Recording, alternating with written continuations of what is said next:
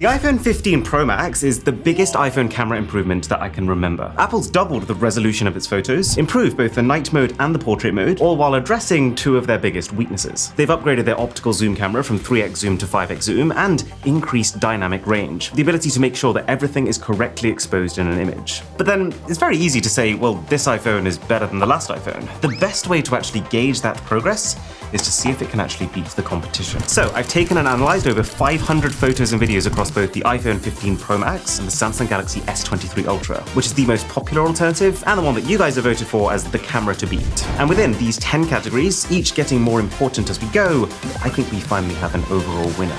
Starting with the front cameras, which is probably the area that the iPhone has least improved on over the years. But still, one thing that you do notice is this newfound focus on skin tones. It's one of those things that you don't fully appreciate until you see the side-by-sides, where the Samsung shot in isolation looks right-ish, but then you see the iPhone one and you realize, oh yeah, my shirt was that color. And yeah, the boat was like that, and of course, my hair is black, for now. But then at the same time, I do think the iPhone is severely in need of a hardware upgrade. Samsung has invested a lot into their selfie camera, and you can tell. You get more natural background blur in the images, and quite often some extra sharpness too. Plus, I also think Samsung just takes more flattering photos across all cameras, which is not necessarily what you want. Let's say I'm taking a photo of you and you're that far away from me, but a selfie, if you think about it, is a very intimate photo. You're very up close with your phone. And so I think for those shots, most people would prefer the subtle brightening and smoothing that Samsung does to make you look good, because the iPhone really does expose your flaws.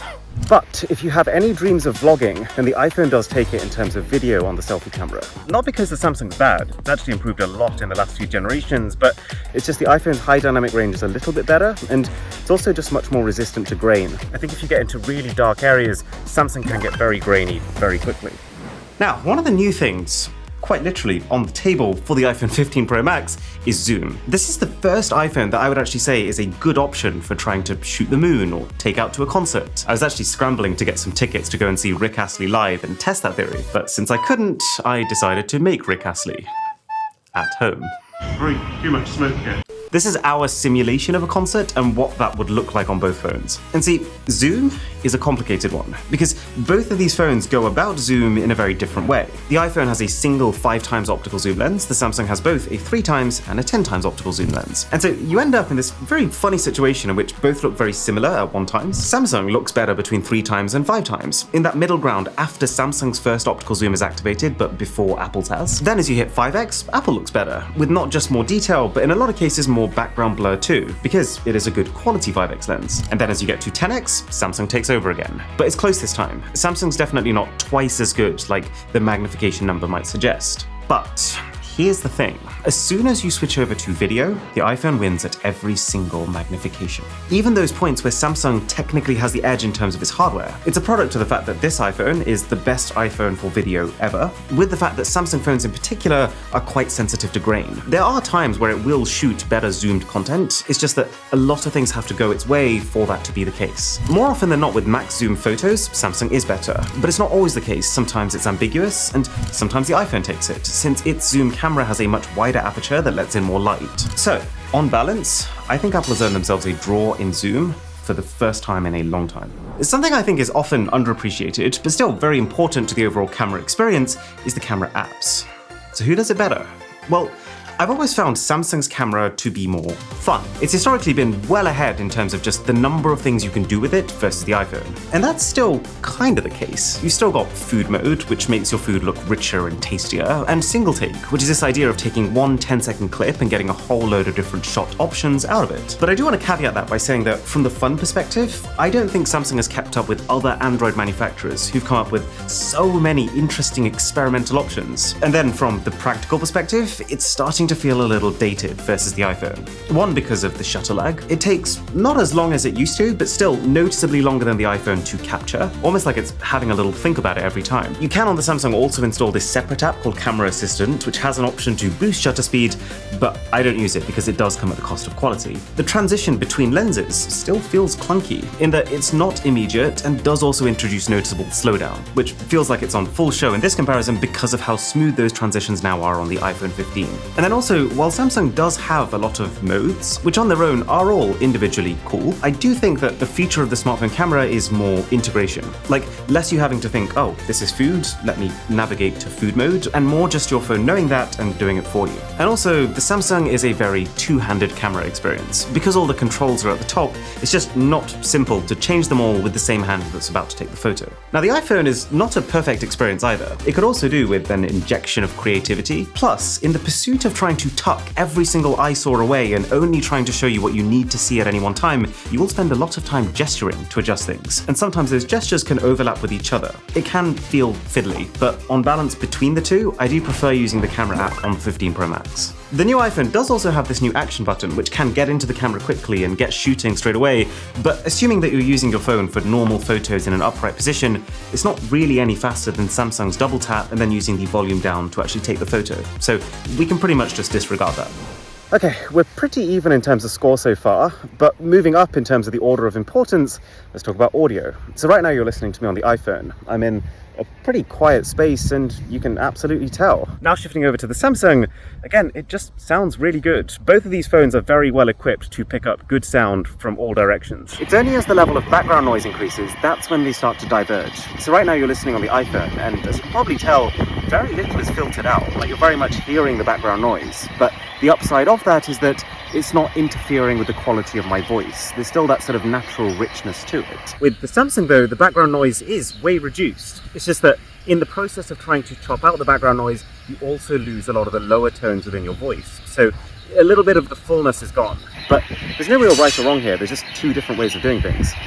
Okay, I love portrait mode. Anytime I'm taking a shot that I feel like I'm going to want to print out or post somewhere, it just feels right to use it, since it's a one-click way of doubling the production value of a shot. And with the iPhone 15 Pro Max, Apple has introduced both two massive perks and one massive con to this. The con is that the 3x optical zoom lens that we used to have, and the 3x zoom lens that Samsung still has, is, I would say, the best balance between being a flattering angle, i.e. keeping you far enough away from the subject that the shot doesn't look like it has a fisheye effect on it, but close enough that you're not having to leave the chair you're sitting in just to take it. And if we left it there, Samsung would be a bit of a no-brainer. Samsung's portraits are punchy, in a nice way. The edge detection is really strong, and that 3x lens is just convenient. But then there's those important perks that this new iPhone has. One, that you now don't need to specifically go into portrait mode to take a portrait. You just take a normal photo of a person, and then afterwards you can apply portrait mode if it feels right. Now, lesser known, but Samsung can actually do this too. But since there's no depth information in the shot, what you can't do is refocus on, let's say, something in the background.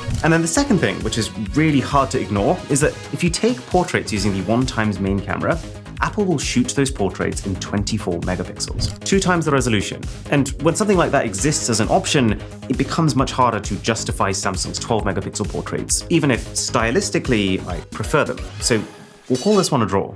And now, just before the big three categories, let's run over special features, which is basically cinematic mode, slow-mo, and macro mode. Both phones' cinematic modes have come a long way since the features first debuted, which I was quite surprised to see on the Samsung, since the company is historically weaker when it comes to video, and also just never really talks about this feature, whereas Apple goes on about cinematic video a lot. Then you've got slow-mo, which is ironically also improving in slow motion. Every year getting a tiny bit better as phones let in a little bit more light and have slightly better sensors, but honestly, if only the tiniest bit of effort was put into it, with the amount of computational power on these phones right now, it could be something quite special. Do you know what? I'm just going to keep featuring slow motion in these tests, just in protest, because I just think it's wrong that it doesn't get more support. I'd say Samsung takes it slightly, just in the sense that it has 960 FPS super slow-mo at the hit of a bit more quality, if you fancy doing that. Macro mode, on the other hand, is getting attention, and it's great. I have to say, I don't use it very often, but both iPhone and Samsung are very equally capable at it, just with different styles. The iPhone can technically get closer, and it kind of leaves objects looking a bit more natural, which is a bit less striking, but easier on the eyes. Meanwhile, Samsung processes very heavily, adding in a lot of sharpness to these macro shots, which you might like, you might find offensive. All of this is to say that for all of these special features,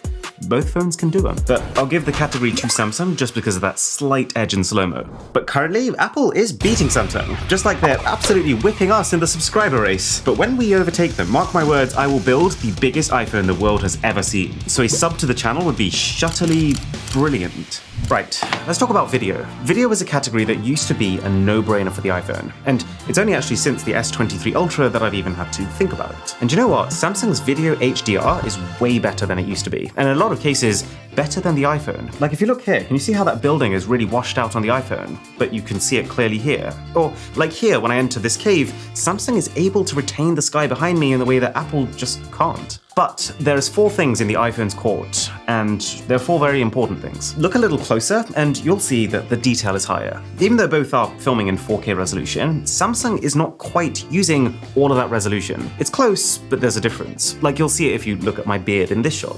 Samsung sometimes misses the mark with skin tones. These new iPhone 15s in particular, it feels like they're able to just latch on to what someone actually looks like and just hold it, no matter how much the scene is changing around them. Whereas it feels like Samsung is tweaking colors based on the scene. There's both phone's action mode / super steady, which are specific ultra stabilized videos that come at the slight cost of quality. There's actually another example of a phone feature that I think should just become integrated. Like the phone should be able to detect when you're moving fast enough that you need it and just switch to it. But for the time being going into this mode, the iPhone is the only one recording a clip that you might actually want to use somewhere. This is too much of a quality hit. But I would say the biggest thing is just Samsung's grain in low light. It's enough to cripple footage that apart from that grain, honestly, would be a strong contender for best smartphone video out there. But it's just a pretty severe Achilles heel to have, against something that Apple has specifically worked on to address on their new phone. They're saying that the A17 Pro chip inside the iPhone 15 is what allows an extra layer of noise removal. And yet, some of these yearly camera improvements that you see, they end up being negligible. But this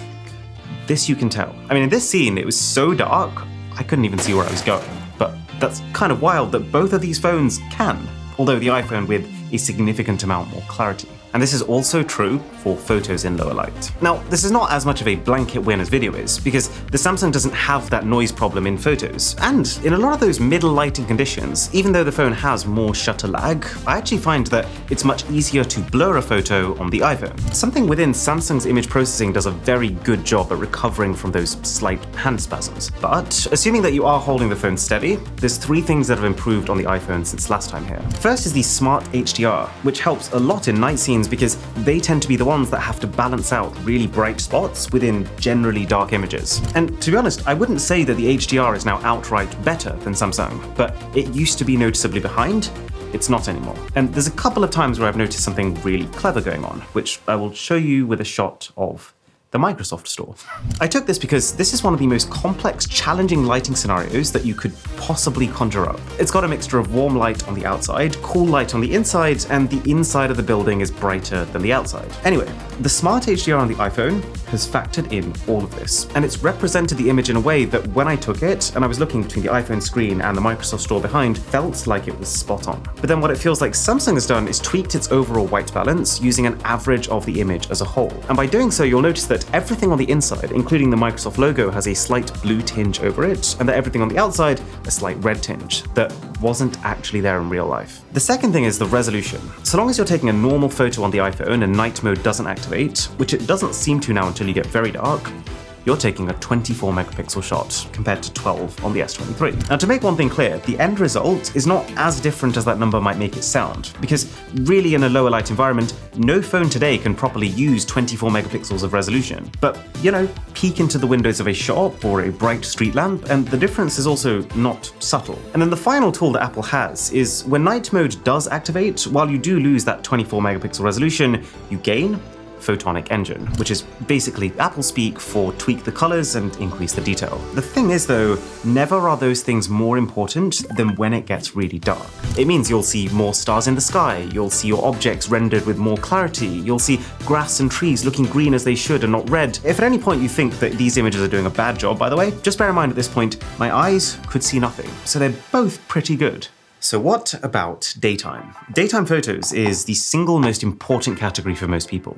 And you know how I said that at nighttime the iPhone struggles to take advantage of the full 24 megapixel? Well, That's not the case anymore during the day. And it's almost a bit weird that in 2023 it comes down to megapixels, but this one thing really does just completely take the wind out of Samsung's sails. Because yeah, you still get the usual differences in style. Samsung is more poppy, it's larger than life, it's sometimes a little too much and your face looks like a tomato. But then the upside of that is that it never under-delivers on warmth. So in situations where you really need it, it's better than the iPhone. iPhone largely leaves faces alone, Samsung gets involved and smooths things out. It's very hard to label either style as better or worse. My preference literally shifts from photo to photo. And both are now very well matched in terms of their ability to cope with challenging lighting and so on. But what is measurably better is having 2 times the amount of pixels to work with. Pretty much any time you zoom into a daytime shot, which you might do for a number of reasons. You might want to print it out and frame it, you might want to crop into it because you only like a certain part of it, you can tell the difference. You definitely still have to be looking for it, but if you are, you will find it. And we should clarify something important here. The Samsung has a 200 megapixel camera. That does count for something. It means that when you really want detail, you have access to it. But I don't think many people will use the 200 megapixel mode. It takes far longer to capture, the photos take up 10 times more space, you have to turn off portrait mode and the ability to capture a motion photo, your dynamic range suffers,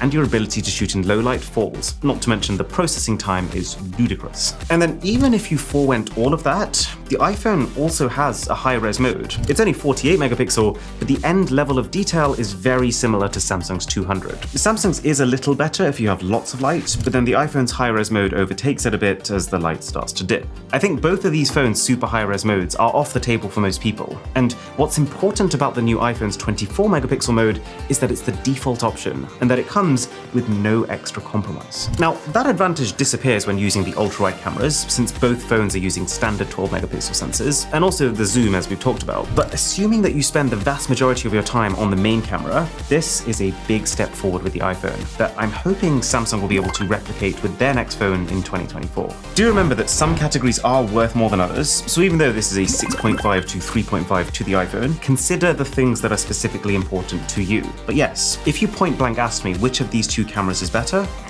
I would tell you the iPhone 15 Pro Max. Now, I've got one more thing to show you, which is kind of perfect for the iPhone. You might remember that last year, I showed you the Caseify bounce case, which has 6 times the military-grade level of drop protection. The way it works is this EcoShock material. You can see here, this thing absorbs all impact and sudden shocks compared to this competitor block that they sent me, where the ball just bounces off. But if that's not enough, I find this so insane, this is the Ultra Bounce, their newest phone case. It has even more protection for your camera with this integrated lens protector, 6 layers of padding and ultra reinforced corners, giving this 10 times military grade protection. It's so much protection that, let's be very clear, not everyone needs this. But what I like about Caseify is that you can decide. You can decide how much protection you need, the base color of each part, as well as exactly where you want to take the design from there, like a personalized collage if you're so inclined. So if you head to my description box and click the link caseify.com/MrWho'sTheBoss, I've managed to get us 15% off any orders placed.